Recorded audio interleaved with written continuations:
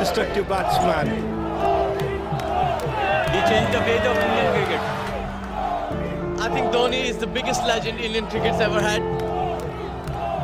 So Dhoni, I love you Dhoni. It was 2011 World Cup. Sachin had just got dismissed. Over 1 billion Indians were crestfallen and they prayed for a victory which now seemed unlikely. Mahendra Singh Dhoni had a poor run rate in the tournament. But here he was promoting himself ahead of the informed Yuvraj Singh and Suresh Raina. It seemed to be a stupidity and almost suicidal. And the rest is history. Dhoni deposited the final ball of the match for a towering 6 over the long on. His 91 out of 79 deliveries helped India to win the match and to lift the World Cup after 28 years. This was not the first time that Dhoni had pulled his team out of a tight situation, nor I feel that it's going to be the last one. Time and around he has turned the desperate situation around with his bat, gloves and mind. He is unique, not because he was born that way, but he has systematically developed that one trait, that is self-belief.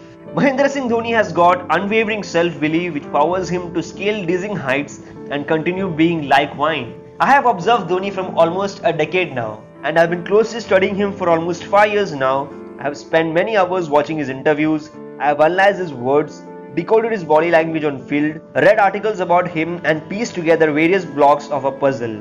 He has got a profound impact on my life. This video is not about Dhoni's leadership skills or power hitting sixes. Those qualities are obviously visible to everyone. But the invisible aspects of Dhoni is what makes him what he is. And this video highlights some of those qualities. However, I am making this video as an observer. I cannot actually claim how his mind functions. So make sure to watch this video till the end as we analyze, break down and study the various key factors of the most successful Indian captain, MS Dhoni. I also feel angry at times. I feel disappointed. But what is important is none of these are constructive.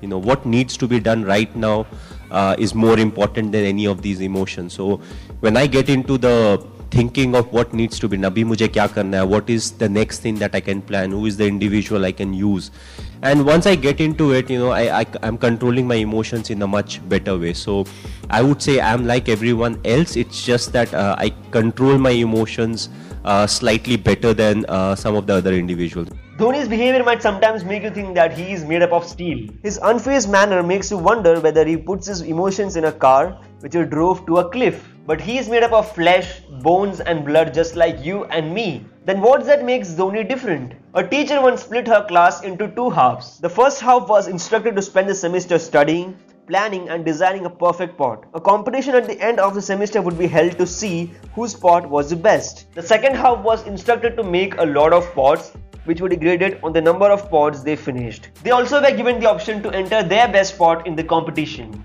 Who do you think made the best pots? Students from the first half? Even I thought the same. But the best pots came from the second group. Practice led them to make significantly better pots than those people who spent their time in planning that one perfect pot. Imagine yourself in an unknown situation. Now imagine yourself in the same situation once again. Where will you feel more confident? Only this time you know what to do because you have been in that situation even before. Stop planning things in the bedroom or stop chasing perfection. Expose yourself to more situations and increase your experience. This enhances your self-belief and your ability to think differently. Knowledge comes from learning and experience comes from living. A life without problem is just like a school without lessons. Your greatest struggles are eventually gonna develop as your greatest skills. We learn something through every person that passes through our life. Some lessons are painful, some lessons are painless, and some lessons are priceless. So gather all the life experiences and evolve into a better individual. All of this will build into a mental model, which brings me to my second point. I feel all these small things which fall into places which may or may not be in your control also contribute a lot. Being honest is one of the most important things. To start off being honest to yourself. Unless you are honest to yourself, you can't be honest to others. It helps you in accepting what the shortcomings are. You may not be a great player, may not be a great human being, but if you're willing to accept the shortcomings, you can always look to improve. Since his childhood, Dhoni would read books on war, strategy and combat. During a game, if he stands behind the stump staring pensively at the pitch, or bats to take India home, his subconscious mind keeps working. Be it the final match against Bangladesh, wherein Dhoni ran like a bullet with his one glove to get the final run out and take trophy home, or be it taking Ratan Shukla's wicket with his pre-planned run out, his presence of mind on field has been really excellent. He assimilates information about the playing conditions and also the team members, and that's how he develops the ability to look at things from different angles and to come up with innovative solutions. Mental models are the frameworks of thinking. They simplify complex things to your brain and you can reason through them. You will use them to make good decisions without knowing everything about the situation. We all can definitely get ahead in our life by avoiding the same mistake once again and by using some part of our intelligence. But the question is, how can you build these mental models? Here is the answer to your question. I have so many bikes and cars in my garage. I take the ride out according to what I need. If it's raining, I'll take the car. If not, I'm happy with a bike. Any point of tournament, I never had any thought as to we may not qualify. We are always worried about, okay, who is our death bowler? What are the different combinations we can play? And everybody's role and responsibility were very clear.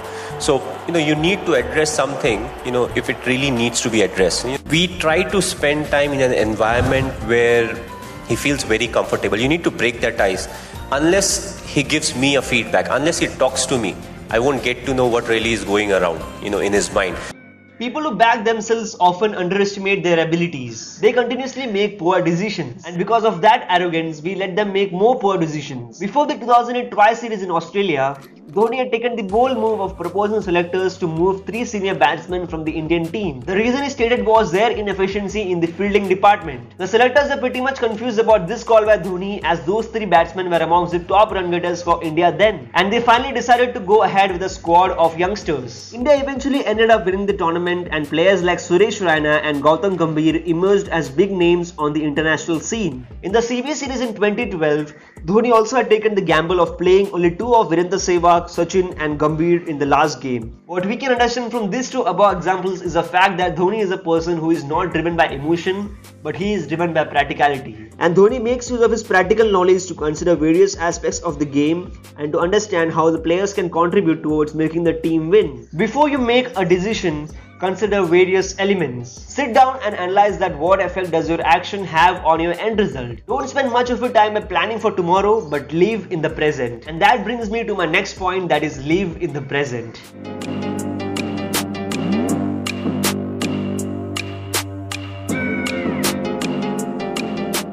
I don't look too much ahead of time.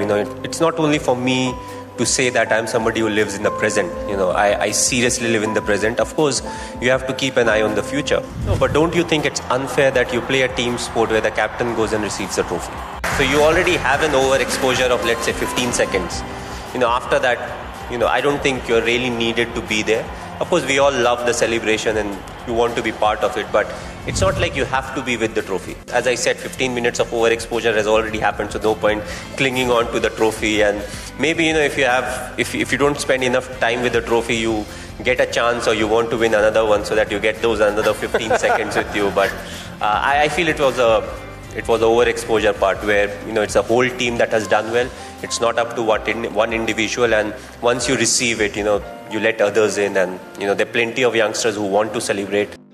Dhoni never lets his past experience dictate his belief in himself. On many occasions, he has made mistakes and he has definitely learned from them. Staying rooted in the present is what lets Dhoni give his best at any time. He can look into the mirror and ask himself whether he gave his 100% and be happy with the answer. He learns from his experience and implements his learning when similar situation arises. This is how he keeps negative emotions at bay. Rarely you will face new problems, so learn from the past instead of being rooted in the past. Even after receiving the winning trophy, Dhoni is never seen with his team celebrating. What happened yesterday might daunt you or might depress you, but it is in the past. What can happen in the future might scare you, but it is only a thought. You never know what the future holds for you. Learn from yesterday and make use of those learnings for a better tomorrow as you live in the present. And that brings me to the biggest trait of Mahendra Singh Dhoni.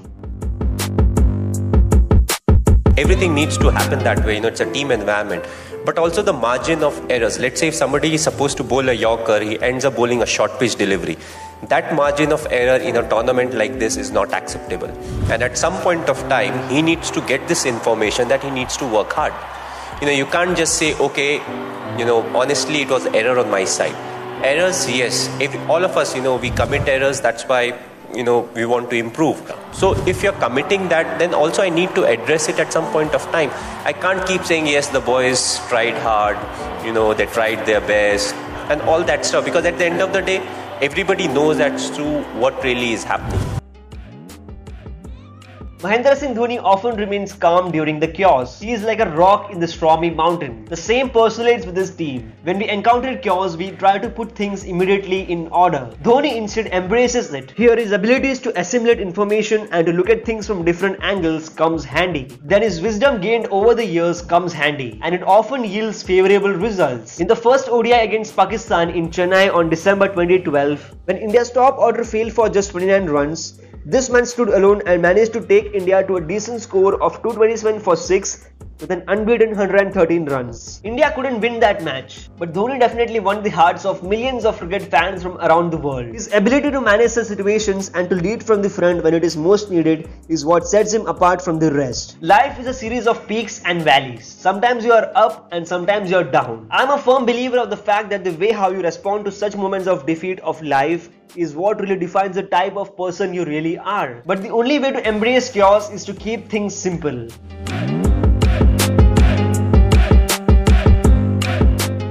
The biggest learning for me over the period of time when I was the captain was, a lot of times I used to think this is common sense. No, there's nothing called common sense. A lot of times you're like, "Arey, ye to batane ki cheez nahi hai," but in a team environment you need to say it. Because there will be a few who are intelligent, who know, and they'll be like, ye kya bol raha hai, zarurat nahi hai. It's not for them, they can figure out. It's for the person who doesn't understand.